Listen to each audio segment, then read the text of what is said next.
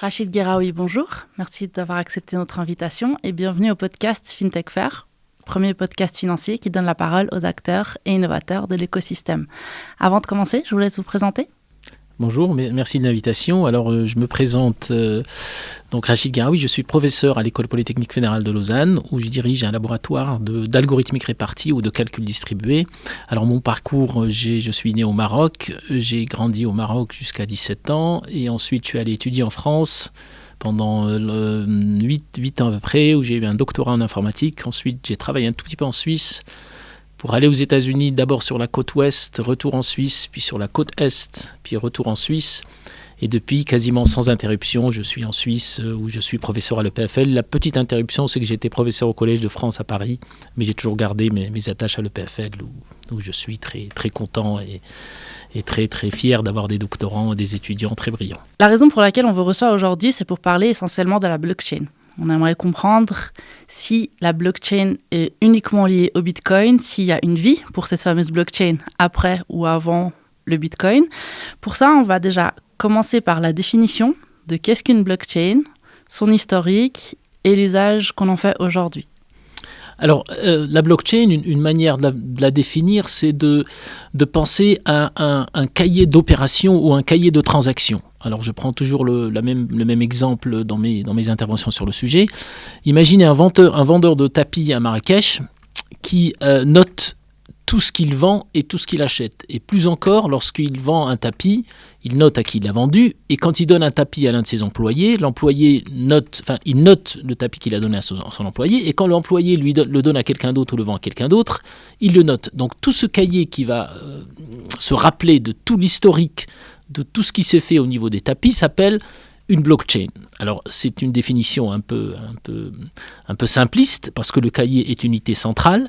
C'est quelque chose de physique que le marchand de tapis a chez lui. Mais imaginons maintenant que tout le monde a une copie de ce cahier et que dans ce cahier-là, tout le monde note toutes les transactions qu'il a eues. Alors ça peut être évidemment des tapis dans mon exemple, mais ça peut être n'importe quoi, ça peut être un notaire, etc.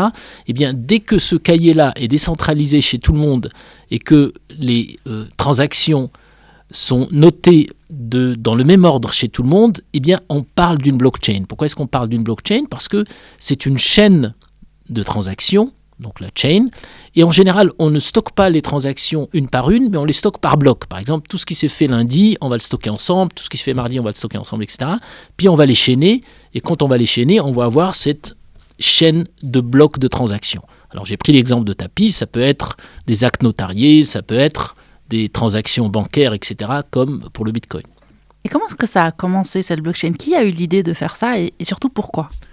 Alors, je pense que ça remonte à, si je ne m'abuse, 78, Leslie Lamport, qui est un grand informaticien qui vient d'avoir le prix Turing, qui est l'équivalent du prix Nobel en informatique, qui a eu cette idée de dire il est important de répartir les informations cruciales d'un commerce, de notarié, etc., dans un ensemble d'ordinateurs, et il est important que tous aient le même historique pour que s'il y en a un qui tombe en panne, les autres puissent continuer dans le même état, etc. Et il a eu cette idée de dire, il faut, pour rendre fiables des informations, les stocker chez plein de personnes, plein d'ordinateurs, et les stocker de la même manière, et les chaîner les uns aux autres.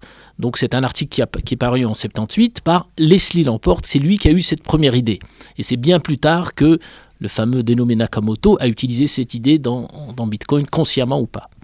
Et aujourd'hui, donc c'est vrai qu'on associe beaucoup la blockchain au Bitcoin, on y reviendra par la suite, mais quel est l'usage de la blockchain qu'on en fait aujourd'hui à part l'aspect crypto ? Alors, c'est clair que la première utilisation, disons, dans le monde d'aujourd'hui, chez les gens, chez le grand public, c'est les crypto-monnaies. Mais si vous pensez par exemple à ce qui se passe par exemple dans certains clouds comme Amazon, dans le cloud d'Amazon par exemple, quand vous achetez des livres ou vous faites des choses comme ça, eh bien les informations d'achat de livres ou de n'importe quel produit sont stockées sous une forme de blockchain. C'est juste qu'on n'appelle pas ça une blockchain, mais toutes ces informations-là sont stockées dans des chaînes de blocs, ou des blocs chaînés.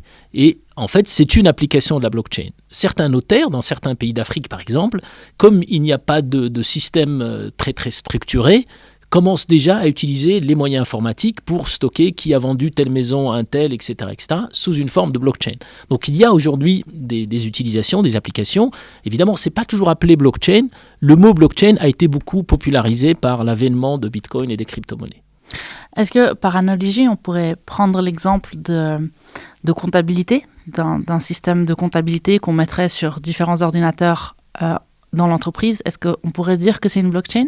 Absolument. À partir du moment où on stocke un historique, donc c'est la première caractéristique, dans plusieurs ordinateurs, et que les opérations de ces historiques sont stockées dans le même ordre partout, sont chaînées, et souvent sous forme de blocs, alors on peut parler de blockchain. Et ce qui est très important de comprendre, c'est que l'information n'est pas centralisée, mais elle est décentralisée. Alors certains acteurs aujourd'hui utilisent le mot blockchain pour une information centralisée. C'est presque un peu trompeur, même si on peut comprendre la motivation. Parfois, c'est surfer sur la vague de blockchain, de Bitcoin, etc. Alors, on sait qu'il y a différents types de blockchain. Est-ce que vous pouvez nous en dire un peu plus? Alors, souvent, les différences, c'est la manière de les mettre en œuvre. C'est-à-dire comment est-ce qu'on va assurer que tout le monde stocke les informations dans le même ordre. On est sur Internet, les communications prennent un certain temps. Par exemple, moi, je veux vendre mon tapis à quelqu'un, l'autre veut vendre un autre tapis à quelqu'un d'autre, laquelle des opérations va passer devant dans la blockchain, qui va précéder l'autre. Alors, les différences entre les blockchains, c'est souvent comment est-ce qu'on va définir cet ordre.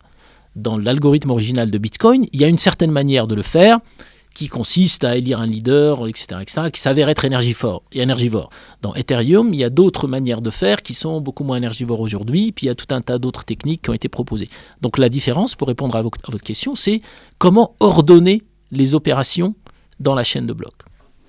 Et par rapport au type de blockchain, on sait qu'il y a des blockchains permissionnées, des blockchains ouvertes. Qu'est-ce que c'est exactement ? Alors, on dit qu'une blockchain est permissionnée quand tous les ordinateurs dans lesquels on va stocker ces blockchains sont connus à l'avance. On démarre, on sait qu'il y a telle entreprise ou tel provider de cloud, etc., qui a 100, 200 machines, et ce sont ces machines-là qui vont contenir ces informations-là, point. Alors, il y en a qui peuvent tomber en panne, mais on ne va pas en rajouter dynamiquement. Ça s'appelle permissionné dans le sens où on a obtenu la permission de mettre ces machines dans le réseau, de stocker les informations dessus. Ce qu'on appelle non permissionné, ce qui est le cas de Bitcoin par exemple, c'est que n'importe qui peut à n'importe quel moment rejoindre cet ensemble-là et demander à stocker aussi des informations. Là, on dit que ce n'est pas permissionné parce qu'on n'a pas arrêté le système, on n'a pas demandé l'autorisation d'inclure la machine X007 pour qu'elle fasse partie du réseau. Donc là, c'est un peu plus compliqué à mettre en œuvre. On appelle ça non permissionné ou permissionless. Est-ce que c'est les deux types de blockchain ou est-ce qu'il y en aurait d'autres? Alors, du point de vue de la topologie est un mot un peu trop technique, de la dynamicité, il y en a une qui est dynamique, qui est statique. De ce point de vue-là, c'est les deux grandes classes. Maintenant, dans chacune des classes, il y a différentes manières de chaîner ces transactions, de d'élire qui c'est qui va être leader pour décider de l'ordre des transactions, etc. Et là, il y a un nombre énorme de blockchains possibles. D'accord. Et maintenant, si on vient au fameux Bitcoin, vu que c'est quelque chose dont on parle beaucoup et c'est beaucoup associé à la blockchain. Là aussi, une petite définition historique, qu'est-ce que c'est? Alors, la définition, c'est Bitcoin est une crypto-monnaie, c'est-à-dire que c'est une monnaie sans pièces et sans billets, donc elle est virtuelle, ça c'est la première caractéristique. La deuxième caractéristique, c'est qu'elle est sans banque non plus. Donc non seulement il n'y a pas de pièces, il n'y a pas de billets, mais il n'y a pas de banque, ou plus exactement, il n'y a pas de banque centrale. Donc décentralisée. Décentralisée. Et du coup, pour mettre en œuvre ce genre de crypto-monnaie, comme on n'a pas une banque centrale, le fameux cahier des transactions qui est en général dans la banque centrale, il est distribué, il est réparti chez tout le monde. Et il correspond à ce qu'on appelle une blockchain. Donc l'historique, c'est un certain Nakamoto dont on ne connaît toujours pas vraiment l'identité, il y a à peu près un peu plus de 10 ans, a proposé sur Internet une alternative aux banques centrales. C'était un peu le crash boursier, il y a beaucoup de gens qui en avaient un peu marre des banques. Il a proposé une manière de se passer des banques et il a proposé un algorithme, c'est-à-dire un logiciel permettant de mettre en œuvre une monnaie, crypto-monnaie, sous forme, à l'aide d'une blockchain. Et il a proposé une blockchain particulière que l'on associe d'ailleurs beaucoup au Bitcoin aujourd'hui, qu'on appelle parfois la blockchain Bitcoin, ou parfois on dit juste le Bitcoin en confondant la blockchain et la monnaie. On entend souvent parler de ces fameux 21 millions Bitcoin. Qu'est-ce que c'est exactement? Alors, qu'est-ce que c'est que les 21 millions Bitcoin? Lorsque le fameux Nakamoto, qu'on ne connaît toujours pas, a démarré sa crypto-monnaie, et il a il a démarré sa crypto-monnaie en disant je démarre avec un coffre dans lequel il y a 21 millions. Mais en fait, comme c'est un algorithme et un programme informatique, ça veut juste dire qu'il y a une variable, on appelle ça une variable en informatique, appelons ça variable C comme coffre-fort, C égale 21 millions. Il aurait pu mettre 30, il aurait pu mettre 40, il aurait pu mettre 200, il a mis 21 millions. L'histoire peut-être un jour nous dira pourquoi. Mais ce qui est important, c'est que la manière avec laquelle est mise en œuvre la blockchain qu'il a proposée, ou qu'elle a proposée, Madame ou Monsieur Nakamoto, marche de la manière suivante. Lorsque, à la fin d'une journée, considère une journée, en fait c'est 10 minutes, on va essayer d'ordonner, de mettre ensemble toutes les transactions de la journée et de les chaîner à ceux de la veille et de les mettre dans un certain ordre. Et celui qui va faire ça, c'est ce qu'on appelle quelqu'un qui a été élu, un leader, qui va résoudre une sorte de sudoku géant, ce qu'on appelle mining, et celui qui résout ça reçoit de l'argent. Et il reçoit de l'argent d'où ? De ces fameux 21 millions. Donc les 21 millions dans le coffre-fort à la base sont là pour payer les gens qui vont mettre en œuvre la blockchain tous les jours ou toutes les 10 minutes. Un fameux leader ou un gagnant d'un jeu va gagner, puis il va dire « j'ai gagné, donnez-moi de l'argent », et puis on va lui donner un certain nombre de bitcoins. Alors aujourd'hui, si mes souvenirs sont bons, il y a à peu près 19 millions, je pense, je dis peut-être des bêtises, mais une grosse partie qui a déjà été utilisée pour récompenser ceux qui travaillent sur la blockchain. Admettons que tout le monde commence à jouer à ce fameux jeu. Est-ce qu'on pourrait imaginer qu'en 6 mois, on aurait atteint les 21 millions ? Alors, ce qui est intéressant, c'est que même si énormément de gens jouent, il n'y a qu'un gagnant toutes les 10 minutes, considérons tous les jours pour simplifier la vie. Et celui qui gagne, aujourd'hui, c'est juste quelques bitcoins. Et tous les 4 ans, je crois, là encore, je n'ai pas les notes sous les yeux, le nombre qu'on gagne est divisé par 2. Donc, ce qui fait qu'on ne gagne plus énormément. Et quand vous continuez à diviser des choses, au bout du compte, vous finissez pas parce que vous divisez par 2 le nombre que vous donnez.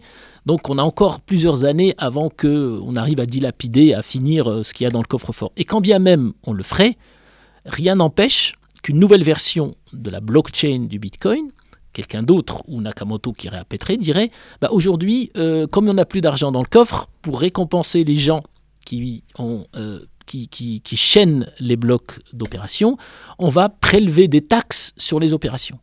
Donc on pourrait imaginer ce mode de récompense qui arriverait un jour. Mais on n'en est pas encore là, mais vous avez raison. Si on continue à ce rythme, on va arriver dans quelques années à finir ce qu'il y avait dans les fameux 21 millions et dans le coffre-fort. Ce qui est intéressant de noter, c'est que les premiers jours, Nakamoto, il ou elle, a mis en œuvre tout seul la blockchain, ce qui fait qu'il se récompensait lui-même. Donc il a 1 million de bitcoin qu'il a gagné, entre guillemets, c'est quand on joue à un jeu tout seul, on gagne tout le temps, qu'il a gagné, et donc c'est quelqu'un d'extrêmement riche. Même si le cours du bitcoin est un peu descendu, ça reste autour de 20 000 euros, 20 000 $, donc ça reste quand même énorme. De mémoire, il me semblait que les 21 millions étaient prévus dans leur totalité pour, il me semble, entre 5 et 10 ans. Que c'était fait exprès, que ce soit atteint dans un certain temps. Très bonne remarque. Si ça se trouve, Nakamoto avait prévu que sa monnaie durerait, sous la forme actuelle de la blockchain, une dizaine d'années. Mais peut-être que les gens seraient tellement... angoissés à l'idée de perdre tout leur bitcoin, qu'ils imagineront une autre manière de continuer à faire vivre la blockchain, ce qui semble très plausible. Aujourd'hui, si on devait faire un peu un état des lieux, tant de la blockchain que du bitcoin, qu'est-ce qu'on peut en dire ? On peut en dire que c'est une idée assez géniale, parce que partir d'un petit article sur Internet et d'un bout de code sur Internet et arriver à en faire une monnaie utilisée par des milliers, voire des millions de personnes, c'est tout simplement génial. Donc on peut s'arrêter là et dire vraiment le numérique est très puissant parce que quelqu'un, je ne sais pas où il était, au Japon, en Angleterre, en Australie, arrive à lancer une monnaie comme ça. Deuxièmement, on réalise que quand même ça peut être dangereux. Alors il y a l'aspect financier qui est dangereux parce que ça permet de blanchir de l'argent, ça permet de contourner les systèmes fiscaux, etc. Mais c'est aussi extrêmement énergivore. C'est-à-dire que c'est une technologie qui a été lancée avec une idée qui n'était peut-être pas prévue pour être aussi énergivore et qui aujourd'hui consomme autant d'énergie qu'un pays industrialisé comme la Suède ou le Danemark. Et cette énergie n'est pas consommée pour chauffer ou éclairer des villes. Cette énergie est juste là pour choisir celui qui va ordonner les transactions à la fin de la journée et lui donner le récompenser. Donc quelque part, c'est une perte sèche d'énergie. Est-ce que c'était prévu ou pas ? Mais ça montre le danger de toutes ces crypto-monnaies et du numérique en général du point de vue de l'énergie. Juste pour être sûr de bien comprendre, aujourd'hui, ce qui est énergivore dans les blockchains, c'est vraiment le stockage et c'est le fait de faire tourner tout ça ? Qu'est-ce qui prend autant d'énergie ? Alors, ce qui prend autant d'énergie, c'est comment choisir la machine ou la personne, parce qu'en fait une personne égale une machine, qui va à la fin de la journée, je prends toujours la journée, ordonner les transactions. Il faut qu'il n'y en ait qu'une. Parce que si 2 personnes ordonnent les transactions en même temps, il y en a une qui va dire votre transaction passe à côté de celle de l'autre personne, et l'autre qui va dire l'inverse, et la blockchain sera violée. Donc il faut que ce soit une seule personne. Alors comment ça marche ?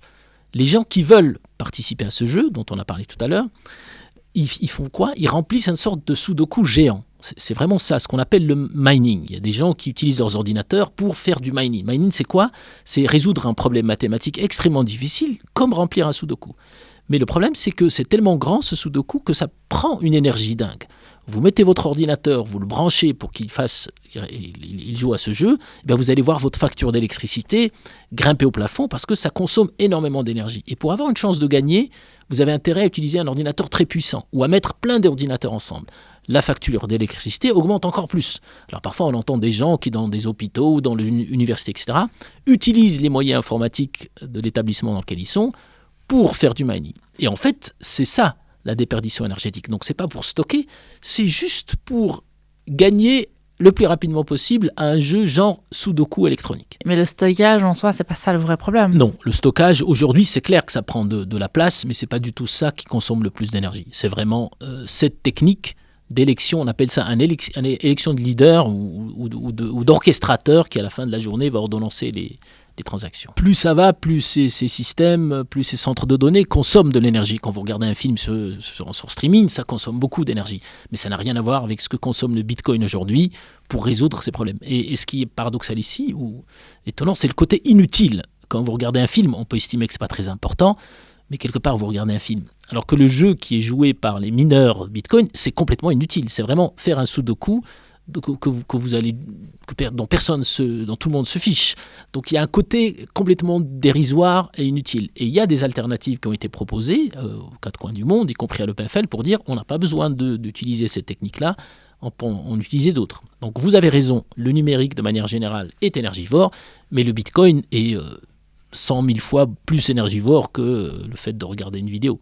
Est-ce que toutes les crypto-monnaies utilisent cette même méthode que le Bitcoin pour valider ?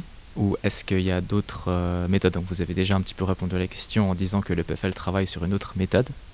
Donc est-ce que vous pouvez donner un petit peu plus d'informations Alors absolument. Il y a par exemple Ethereum qui est une autre... on peut considérer ça comme aussi une crypto-monnaie. Elle utilise une autre technique qui s'appelle le proof of stake. Alors le Bitcoin, c'est ce qu'on appelle le proof of work, c'est-à-dire il faut beaucoup travailler, beaucoup consommer pour montrer qu'on peut être leader et on a une chance d'être leader. Le proof of stake, c'est une autre technique qui consiste à dire celui qui va orchestrer les transactions ou ordonnancer les transactions à la fin de la journée, ça va être celui qui est le plus riche. Donc on va quelque part sélectionner celui qui a le plus d'argent. Et bon, il y a un petit argument qui consiste à dire, c'est pas complètement débile, parce que il a tout intérêt ou elle a tout intérêt à ce que ça fonctionne bien, puisqu'il a beaucoup d'argent dans Bitcoin. Donc on ne va pas élire celui qui va le plus travailler ou brûler de l'énergie, on va élire celui qui a le plus d'argent. Alors ça marche, mais il faut bien voir que ce n'est plus du tout l'idée originale du Bitcoin qui consistait à dire on veut décentraliser. Là, on revient à un système centralisé où quelque part, on revient à la banque. Celui qui est riche va détenir le cahier des transactions, c'est lui qui va tout noter et il pourrait corrompre le système à son avantage s'il n'est pas très honnête. Donc ça, c'est une technique. Il y en a d'autres, beaucoup plus compliquées algorithmiquement, mais il y a des travaux dans le domaine pour que ce soit ni le plus riche, ni celui qui dépense le plus d'énergie. Juste pour revenir à cet aspect d'Ethereum, donc aujourd'hui, pour qu'on comprenne bien la différence entre les différentes cryptos, parce qu'on entend tout et son contraire, est-ce que vous pouvez nous dire quelles sont les cryptos les plus importantes sur le marché aujourd'hui ? Non. Alors non, je ne vais pas répondre à cette question parce que je suis pas financier, c'est pas du tout mon domaine. Ou les plus connus, disons. Ou les plus connus, même ça change tellement que c'est très compliqué. Disons, clairement, les plus connus sont Bitcoin et Ethereum. D'accord. Maintenant, il y en a qui apparaissent et qui disparaissent très vite. Il y en a, on voit très bien que c'est de la spéculation. Elles apparaissent pour permettre parfois de blanchir de l'argent, etc.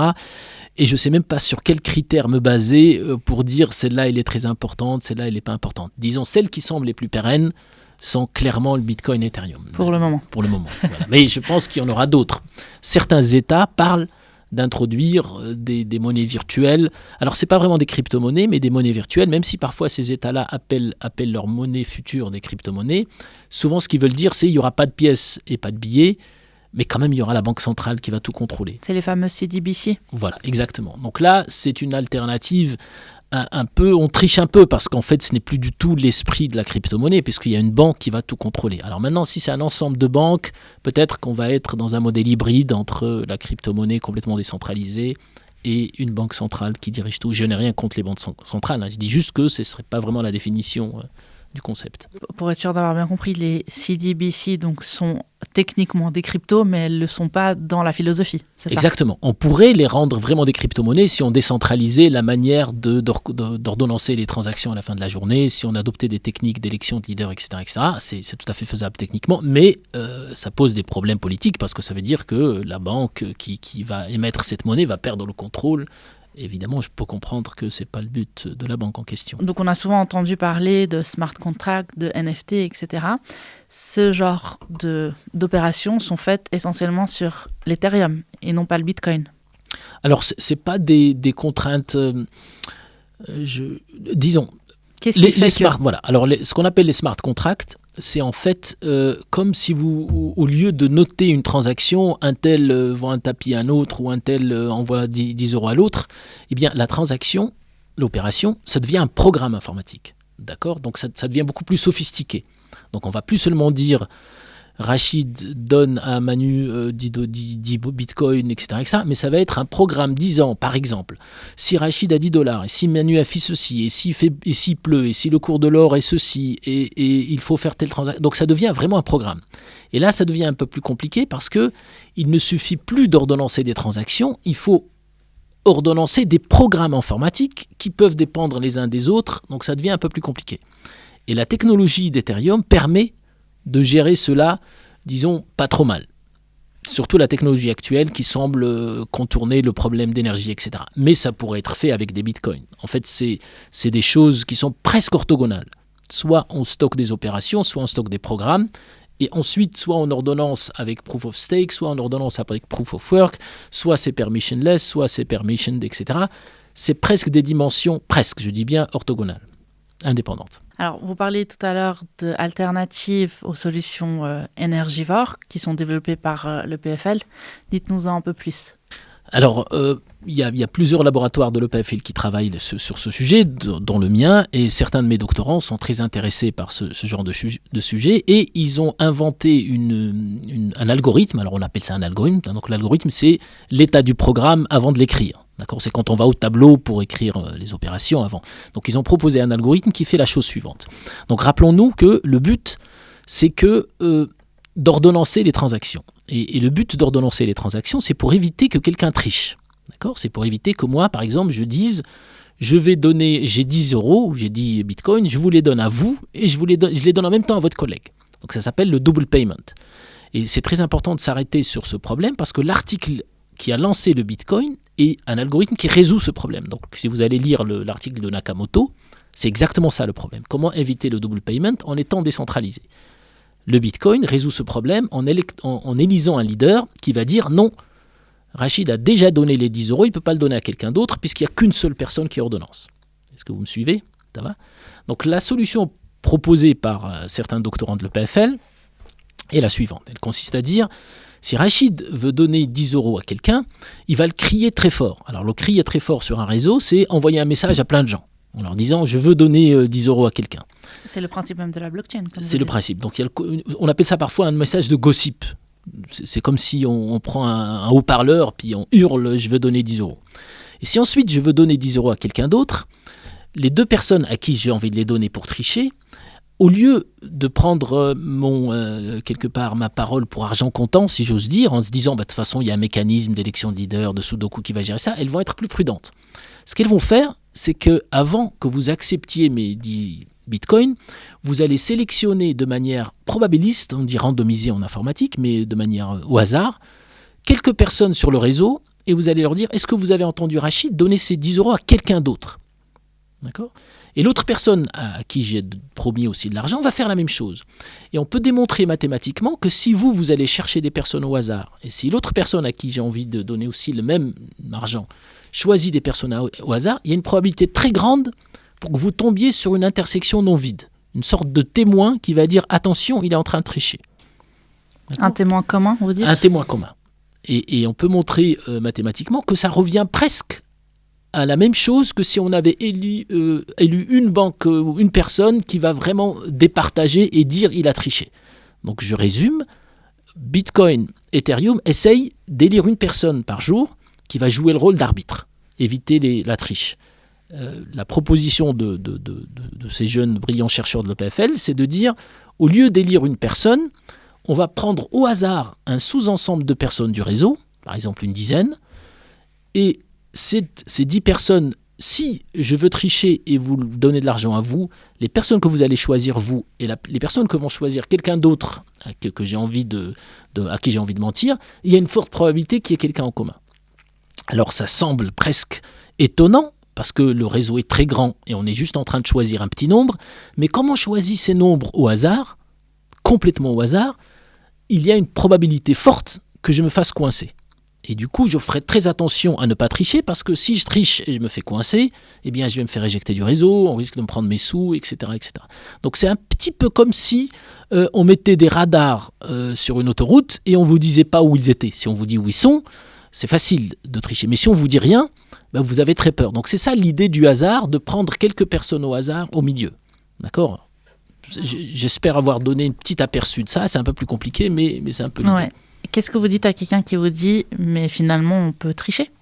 On peut faire en sorte que l'algorithme choisisse les personnes qui nous arrangent. Qu'est-ce qu'on peut dire à ça ? Alors, très, très bonne remarque. La chose importante, c'est que moi qui ai envie de tricher, je ne sais pas quelle personne vous allez prendre vous. Si je suis sur une blockchain permissionnée et que je fais partie des ordinateurs les plus importants, je peux décider que dans le choix au hasard qui se fera, il y aura un grand nombre d'ordinateurs qui vont être en ma faveur. Est-ce que c'est quelque chose qui est faisable ? Alors, ce qu'il faut bien voir, c'est que celui qui triche, c'est moi. Mm-hmm. Vous avez tout intérêt à ne pas prendre des gens qui m'arrangent. Vous avez intérêt à aller prendre des gens au hasard pour vous assurer que je ne suis pas en train de vous rouler. Donc, dans votre intérêt à vous, il est important que ces gens soient pris au hasard. Dans l'intérêt de l'autre personne que j'ai envie de rouler aussi, c'est pareil. Donc, en fait, le jeu, on peut appeler ça un jeu en informatique, est fait de telle manière que chacun a intérêt à quelque part protéger ses arrières. Moi, j'ai intérêt à ce que vous ne preniez pas des gens au hasard, vous prenez mes amis. Mais vous avez intérêt à prendre des gens au hasard. Donc, quelque part, ça vous arrange de prendre des gens au hasard. Donc, si vous êtes un nœud central, important, etc., vous allez tout faire pour ne pas prendre les amis de Rachid. Parce que vous ne lui faites pas confiance. Si vous me faites confiance, ça c'est autre chose. Ça ne veut plus dire tricher, ça veut dire qu'on est, entre guillemets, on est deux mèches. Je me suis peut-être mal exprimée. Ce que je voulais dire, c'est que voilà, si moi, j'aimerais montrer ma bonne foi, que je veux vous vendre à vous quelque chose et que je peux travailler cet algorithme pour justement qu'ils choisissent les ordinateurs qui m'arrangent pour vous montrer que je suis de bonne foi et que je ne triche pas. Absolument. Mais l'algorithme que vous utilisez, vous, n'est pas le même. Enfin, si vous le modifiez, ça va. Il y a aucune raison pour que ce soit le même que j'ai moi. Parce que l'algorithme de base, il prend des gens au hasard. Si vous regardez par exemple l'algorithme de Bitcoin, il est fixe. Si vous le changez, vous changez le vôtre. Vous ne changez pas le mien. Donc moi, je vais toujours utiliser le mien. D'accord. Donc si moi, je dois faire attention à ce que vous me dites, je ne vais pas aller utiliser votre algorithme. J'utilise le mien qui, lui, me dicte la stratégie qui consiste à aller prendre des gens au hasard. Alors ça, c'est une question pour moi. Vous avez dit tout à l'heure dans la blockchain que de toute façon, quand il y avait une action qui était faite, tout le monde était de toute façon au courant. Oui. Le fait que vous voulez acheter quelque chose et que vous avez ou non des bitcoins, de toute façon, je serai au courant parce que vous allez émettre l'information et je l'aurai. Il n'y aurait pas besoin de chercher d'autres ordinateurs au hasard. Alors, très bonne remarque. Alors, quand on dit dans une blockchain de manière générale que tout le monde est au courant, c'est tout le monde est au courant après un certain temps. D'accord. Ah, c'est pas instantané. Non, c'est pas du tout instantané. C'est vrai ? C'est après un certain temps. Ah là, vous m'apprenez quelque chose. Voilà, donc pendant ce temps-là, si je suis en train d'acheter une pizza chez vous, vous m'avez déjà envoyé la pizza. Mais il y a combien de temps ? Ça peut être, suivant les blockchains, suivant les bitcoins, ça peut être 10 minutes, ça peut être 15 minutes, ça peut être 20 minutes, ça peut être un certain temps. Ah. Donc vous pouvez déjà me délivrer ce que je vous ai demandé de me délivrer, si c'est un NFT, si c'est autre chose, et vous regardez, vous dites, voilà, effectivement, il m'a payé. Est-ce que ça dépend de la taille ? Ça dépend de la taille, ça dépend de l'algorithme. Par exemple, celui de Bitcoin, c'est 10 minutes, mais parfois c'est beaucoup plus long. Donc en fait, quand on dit que tout le monde sera au courant, en anglais on dit eventually, c'est-à-dire il existe un temps après lequel on est sûr que tout le monde sera au courant. Et pendant ce temps-là, il peut s'en passer des choses. D'accord. on parlait de tout ce qui est énergivore. Est-ce qu'il y a une autre alternative? Je pense que la grosse alternative, c'est celle-ci. Il y a d'autres alternatives, par exemple, qui consistent à, au lieu de donner aux plus riches, de donner un sous-ensemble des plus riches. Mais ça revient presque à la même. Donc les grandes classes, c'est soit on donne à celui qui brûle le plus d'énergie, ou qui montre quelque part qu'il a beaucoup de matériel informatique, donc il est riche aussi, mais d'une autre manière, soit on donne à celui qui est plus riche d'un point de vue de l'argent, soit on trouve des techniques, comme je viens d'expliquer, où on utilise le hasard pour sélectionner des gens. Oui. Donc c'est la troisième option. Donc là, on a parlé de la blockchain, on a parlé des cryptos, de leur utilisation, et on a une vision beaucoup plus claire. Si on revient à la blockchain, plus spécifiquement dans son utilisation, donc on a essentiellement parlé de l'utilisation en lien avec les bitcoins, mais est-ce qu'il y a d'autres manières d'utiliser la blockchain dans le quotidien, dans le business, ou sous d'autres formes qu'on ne connaît pas forcément, ou qu'on n'a pas l'habitude d'entendre en tout cas? Alors, disons d'une manière un peu concrète, la blockchain a ce pouvoir de tout noter, de se rappeler de tout, parce que c'est vraiment le cahier de toutes les transactions de quelque chose. Et du coup, ça peut être un outil extraordinaire de certification. Pourquoi certification? Parce que vous avez la trace de tout ce qui s'est passé. Alors, une banque a la trace de tout ce qui s'est passé dans le fameux cahier des transactions. Sauf que dans le cas d'une blockchain, on parle de quelque chose de complètement décentralisé. Donc, quand vous avez une société de personnes ou un ensemble de personnes qui travaillent dans le même domaine, mais ça peut être très loin de la crypto-monnaie, ça peut être par exemple la livraison de viande, savoir l'origine de la viande, ou est-ce que telle chose est bio ou pas bio, etc. Si vous avez des outils informatiques comme la blockchain, ça veut dire que vous avez la trace de toutes les opérations, de tout ce qui s'est passé, et qui ne sont pas stockés dans un seul endroit, qui sont stockés dans un ensemble d'endroits, du coup qui rend la triche très difficile. Donc tout ce qui est transparence, certification, traçabilité de l'information, la blockchain est un outil extraordinaire. Alors c'est pas la blockchain au sens Bitcoin, parce qu'on n'a pas besoin encore une fois de consommer autant d'énergie, parce qu'il y a d'autres alternatives, etc. Mais l'idée de la blockchain, le concept, peut être très utile pour la certification de l'information de manière générale. C'est tellement extraordinaire en soi, au niveau de la technique et au niveau de l'idéologie et de ce que ça apporte comme solution et comment ça facilite beaucoup de choses. Pourquoi finalement est-ce qu'on en entend parler que récemment? Alors, très bonne question. En fait, la difficulté, c'est comme j'ai dit, c'est un concept très, très vieux, mais presque aussi vieux qu'Internet lui-même. Parce qu'à la base, le but d'Internet, c'était que les gens puissent communiquer, qu'ils puissent même faire des affaires les uns avec les autres, etc. Mais la difficulté a été de trouver une manière, une mathématique, algorithmique, pour assurer que tout se passe dans le même ordre partout, pour éviter la triche, en gros, et de mettre en œuvre ces techniques avec des systèmes informatiques qui sont aujourd'hui puissants. Donc, pourquoi ça a mis autant de temps? Je pense parce que on n'avait ni l'un ni l'autre. On n'avait pas les techniques algorithmiques qu'on a aujourd'hui et on n'avait pas les techniques informatiques qu'on a aujourd'hui. Donc l'intuition était là, mais la mise en œuvre dans un système comme Internet, on ne l'avait pas encore. On n'est toujours pas sorti de l'auberge. Il y a encore pas mal de problèmes, d'écueils technologiques, etc. Mais on semble se diriger vers un monde où nous pourrions avoir une solution. C'est comme si on revenait aux origines d'Internet, le but original qui était une plateforme décentralisée pour tout le monde. On a dû passer par des plateformes centralisées. Évidemment, certains, les GAFAM, Google, Facebook, etc., étaient contents de centraliser l'information. Les banques étaient contentes de centraliser l'information, etc. C'est leur boulot.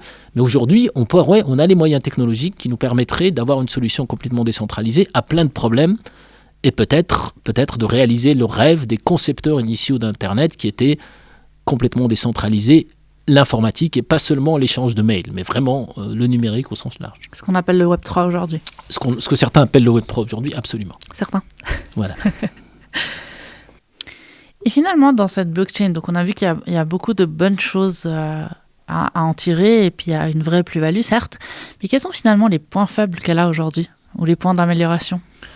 Alors, il y a deux catégories de points faibles. Il y a certains dont on a parlé qui sont parfois c'est trop énergivore, parfois c'est trop ceci, c'est trop cela. Vous avez parlé du stockage, effectivement, c'est un problème. Donc, il y a des problèmes technologiques.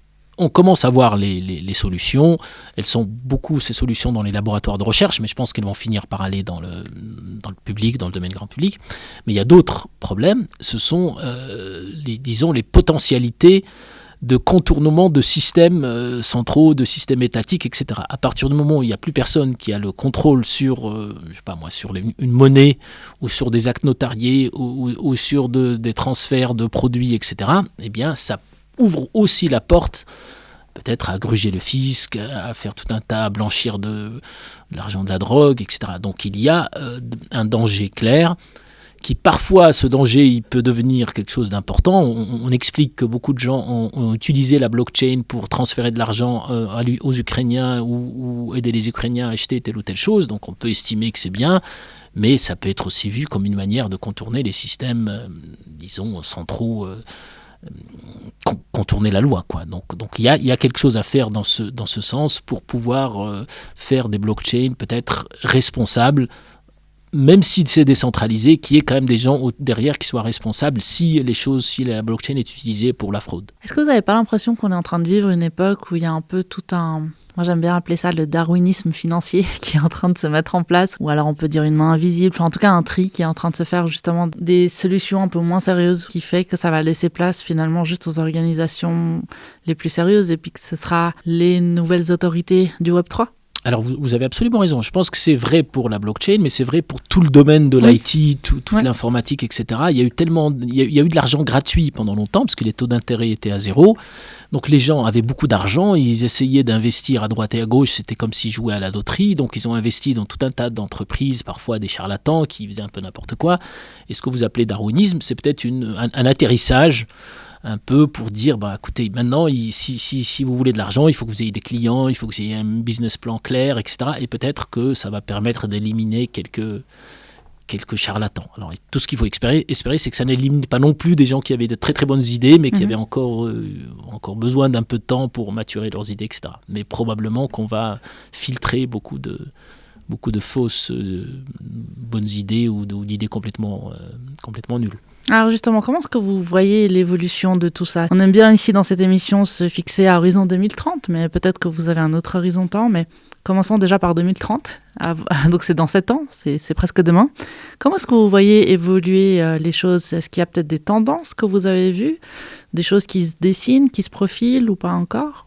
Alors, pour répondre à cette question, je reviendrai à la question originale qui était est-ce qu'il y a une vie pour la blockchain après le Bitcoin ? Et je pense qu'absolument. Je pense que l'avenir, je l'espère en fait, que ce soit une espèce de blockchain, nettoyer des problèmes informatiques comme l'énergie, nettoyer des problèmes, potentialités de la triche, etc., qui puisse donner à Internet, quelque part, permettre à Internet d'atteindre son but original, c'est-à-dire une plateforme d'échange entre les gens. Alors c'est peut-être utopique, mais j'espère qu'on va aller dans cette direction.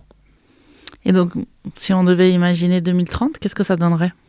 En quoi est-ce que ce serait différent d'aujourd'hui ? Alors peut-être qu'on aurait moins de géants du net qui feraient la loi, qui décideraient quelle information on devrait écouter, on ne devrait pas écouter, etc.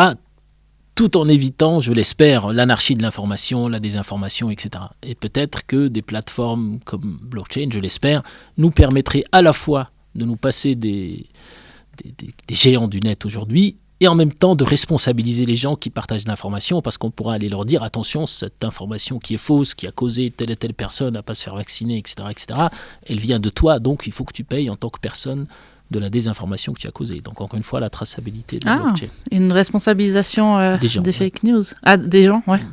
Au bout du compte, c'est les gens qui sont derrière la fake news, parce que la news en elle-même... Ouais. Ah, c'est vrai, c'est pas mal. Je n'avais pas vu ça comme ça. Mais si on devait pousser les choses un peu à l'extrême, donc imaginez un monde totalement décentralisé, donc un monde de plein de petits îlots de blockchain. Moi, en tant que consommateur, finalement, comment je choisis où je vais ?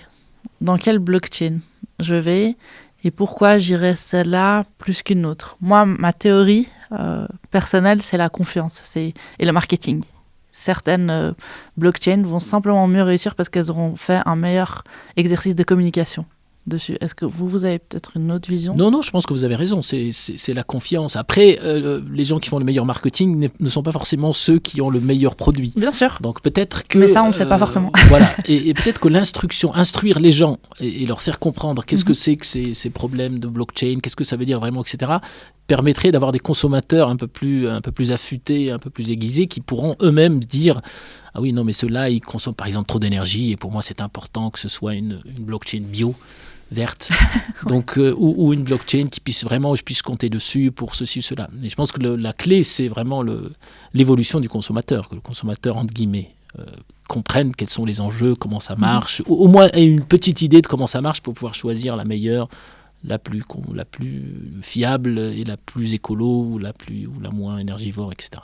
Est-ce que vous avez remarqué qu'il y a quand même une certaine polarisation aujourd'hui de l'information? Ça veut dire qu'on a vraiment, on appelle ça les crypto-évangélistes, mais vraiment les gens qui sont très informés sur, alors que ce soit crypto, blockchain, Web3 de manière générale, et on a les gens qui ne sont pas du tout informés, qui savent, ou très peu en tout cas. Et aujourd'hui, j'ai l'impression qu'une personne qui souhaiterait s'informer et rentrer dans ce domaine a tellement de choses à apprendre et a tellement de choses à rattraper. Qu'est-ce qui fait que c'est aussi exponentiel et que ça va aussi vite, tant dans l'information que dans toutes les choses? Enfin, je veux dire, même nous qui sommes déjà dans le domaine, on a du mal des fois à garder le cap. Qu'est-ce qui fait que... Bon, c'est une question très, très difficile. Je pense que... Sachant que c'est une minorité. Je pense que les enjeux financiers sont tellement grands qu'il y a des personnes qui surfent sur la difficulté de l'appréhension et qui vont compliquer les choses en utilisant un changement d'acronyme tous les jours, en compliquant. En fait, ce sont des techniques qui ne sont pas immensément compliquées. Mais j'ai l'impression qu'il n'y a pas seulement les deux catégories dont vous parlez, il y a une troisième catégorie qui essaie de noyer le poisson, de rendre les choses difficiles, etc. Et qui parfois eux-mêmes ne comprennent pas de ce dont il s'agit, mais ils vont utiliser 36 000 acronymes dans une même phrase pour montrer quelque part. Et c'est une manière d'accaparer l'attention, d'avoir une certaine domination sur les gens. Est-ce que c'est aussi pour créer des barrières à l'entrée pour que justement la richesse reste dans ce petit réseau? Exactement. Donc, vous avez utilisé les évangélistes, mais c'est le principe même d'une religion, c'est d'utiliser plutôt des langues anciennes, d'utiliser des choses qu'on ne comprend pas trop pour pouvoir quelque part faire en sorte que les gens obéissent sans trop comprendre. Ça, c'est exactement la même chose qui est en train de se passer dans les domaines informatiques en général. Est-ce que c'est pas quelque chose qui se passait aussi dans la finance à l'époque? Oui, je pense que dans la finance, il y avait un peu ça avec plein de mots. Aujourd'hui, c'est avec l'IA, blockchain, Bitcoin, etc. Puis on essaye d'embrigader les foules en leur faisant peur. C'est la raison pour laquelle on essaye de vulgariser dans le sens noble du terme, en tout cas rendre accessible l'information avec des gens comme vous. En conclusion de cette belle discussion, qu'est-ce qu'on peut garder comme notion, comme résumé, ou disons point d'attention? Qu'est-ce qu'on peut garder? Disons, ce qu'on peut garder, c'est qu'il y a, encore une fois, mais ça on le voit à travers l'histoire de l'humanité, il y a beaucoup de bonnes intentions. Je ne suis pas sûr que Nakamoto, qui a créé le Bitcoin et la blockchain sous sa forme actuelle, ait eu de bonnes intentions. Mais l'idée est bonne, c'est de dire qu'il faut créer un espace de coopération entre les gens. Moi, je suis plutôt optimiste. Je me dis que ces idées-là finiront peut-être par marcher un jour et nous permettre de vivre une vie un peu moins angoissée, un peu moins faite de triche et d'évasion fiscale. Vous pensez que les gens qui disent que la crypto ne survivra pas ou les blockchains ne survivront pas? Alors la crypto, peut-être qu'elle ne survivra pas, ça je ne sais pas. Mais la blockchain, je suis sûr qu'elle survivra parce que c'est une idée très intéressante. Rachid Garoui, merci beaucoup d'avoir accepté notre invitation. Merci pour cette belle discussion et on espère vous recevoir très prochainement. Puis on vous dit à bientôt. À bientôt. Merci. Au revoir.